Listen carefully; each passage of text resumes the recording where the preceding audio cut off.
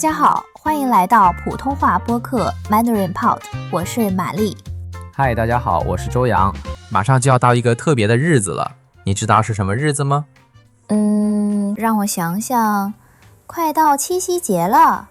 对，七夕节也叫做中国的情人节。我们今天就来聊聊七夕节。对于正在学习中文的朋友们，这是一个很好的机会，了解中国的传统文化。没错，我们会用简单的中文来介绍七夕节的故事、习俗，还有现在的中国人是怎么过七夕的。那么，周洋，你先来说说七夕节是什么时候吧。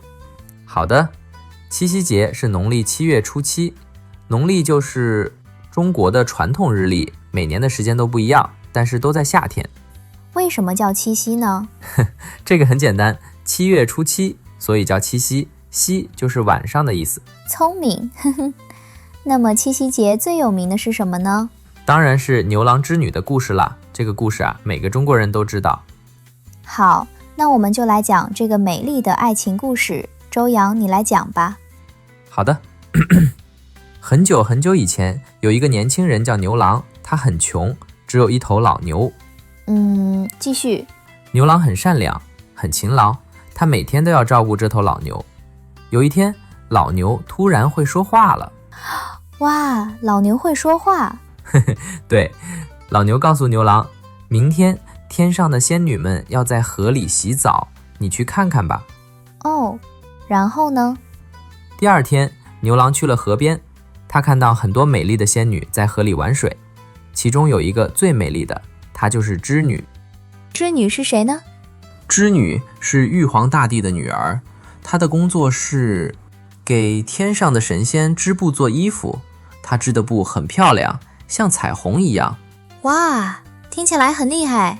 是啊，牛郎一看到织女就一见钟情了，就是说马上就爱上了她。那织女呢？她也喜欢牛郎吗？当然，织女也觉得牛郎很好，他虽然穷，但是人很好，很诚实。所以他们就在一起了。对，他们结婚了，还生了2个可爱的孩子。牛郎种田，织女织布，生活很幸福。听起来很美好啊，但是我觉得这个故事不会这么简单结束吧？是的，好日子不长。玉皇大帝发现了这件事，非常生气。为什么生气呢？因为按照天上的规矩，仙女不能和凡人结婚，凡人就是普通人的意思。哦，我懂了。那玉皇大帝怎么办？玉皇大帝派王母娘娘去抓织女回来。王母娘娘是玉皇大帝的妻子，很厉害的神仙。然后呢？王母娘娘来到人间，强行把织女带走了。牛郎很伤心，抱着2个孩子哭。好可怜啊。这时候，那头老牛又说话了，他告诉牛郎，我死了以后，你穿上我的皮，就可以飞到天上去找织女。老牛要牺牲自己帮助牛郎？对，老牛死了以后，牛郎按照他说的做了，他穿上牛皮，抱着2个孩子，真的飞到了天上。太好了，他们可以团聚了。但是王母娘娘看到了，马上拔下头上的金簪。金簪是什么？古代女人头发上戴的装饰像发夹一样。哦，然后呢？王母娘娘用金簪在天空中划了一道，立刻出现了一条很宽很宽的河。这条河把牛郎和织女分开了，这就是银河。牛郎在河的这边，织女在河的那边，他们只能隔着河互相看着。哦，太悲伤了，他们不能在一起了。牛郎和织女每天隔着银河互相思念，他们的爱情感动了所有的喜鹊。喜鹊？喜鹊是一种黑白相间的鸟，中国人认为它会带来好运，喜鹊们决定帮助这对恋人。他们怎么帮助呢？每年7月初7这一天，所有的喜鹊都会飞到银河上，用自己的身体搭成一座桥。喜鹊桥？对，这就是著名的鹊桥。牛郎织女可以在这一天在鹊桥上相会。好浪漫的故事，所以每年七夕他们就可以见面一次。没错，这就是七夕节的来历。因为这个美丽的爱情故事，七夕节成了中国的情人节。听完这个故事，我都要哭了。有些版本里，织女不是玉皇大帝的女儿，而是王母娘娘的孙女。还有些版本里，牛郎偷了织女的衣服。偷衣服，那可不太好。是啊，现在很多人觉得那个版本不够浪漫，我觉得我们刚才讲的版本更好听。我也这么觉得。好，现在我们来说说中国人是怎么过七夕节的吧。好的，首先七夕节有很多传统习俗，比如说女孩子要乞巧。乞巧什么意思？乞就是请求的意思，巧就是巧手、聪明的意思。女孩子向织女祈祷，希望自己也能像织女一样心灵手巧。哦，他们怎么乞巧呢？有很多方法，比如说晚上对着星空穿针引线，如果能穿过去，就说明会得到织女的保佑。晚上穿针，那很难吧？是啊，所以这需要很好的眼力和手艺。还有一种方法是在水盆里放一根针，如果针能浮在水面上，也表示会得到织女的祝福。还有其他习俗吗？当然有，比如说女孩子们会聚在一起比赛谁的手艺好，她们会织布、刺绣，做各种手工。听起来七夕节主要是女孩子的节日？在古代确实是这样，但是现在不一样了。现在七夕节变成了所有恋人的节日。对，现在的年轻人怎么过七夕呢？现在啊，和西方的情人节差不多，男孩子会给女朋友送花、送礼物。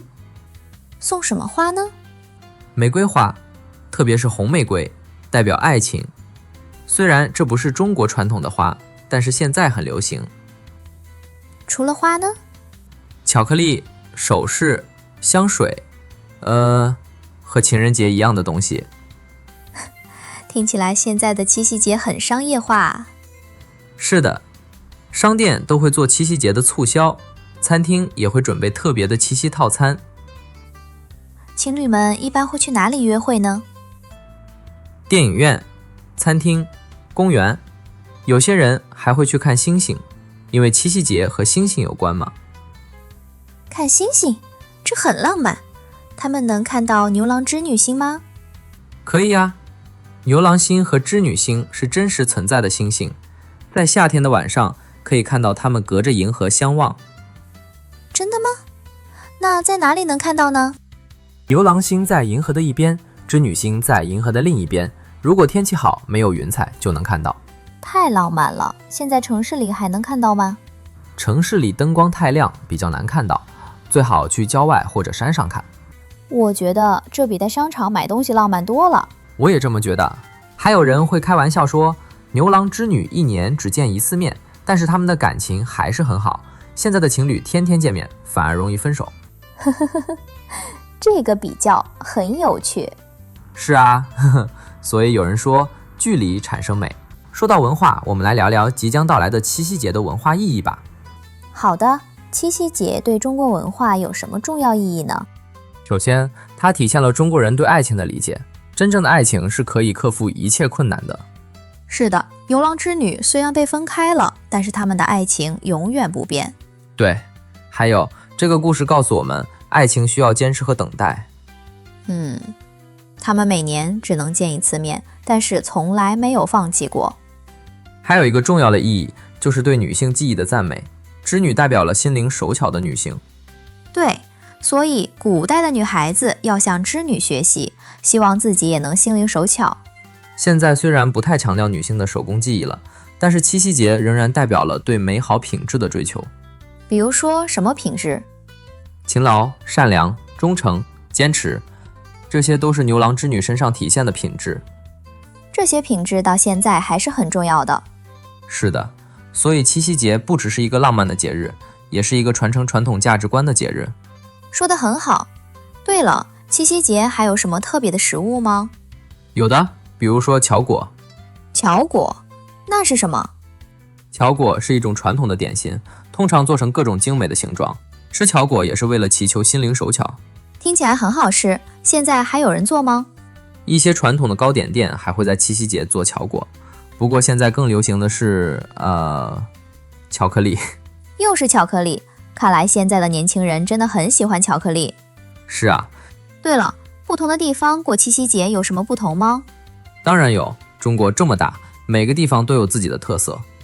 比如说呢？比如说，在南方一些地方，女孩子们会在七夕节洗头发，据说这样头发会更黑更亮。真的吗？这只是一个传说了，不过很多人还是会这样做。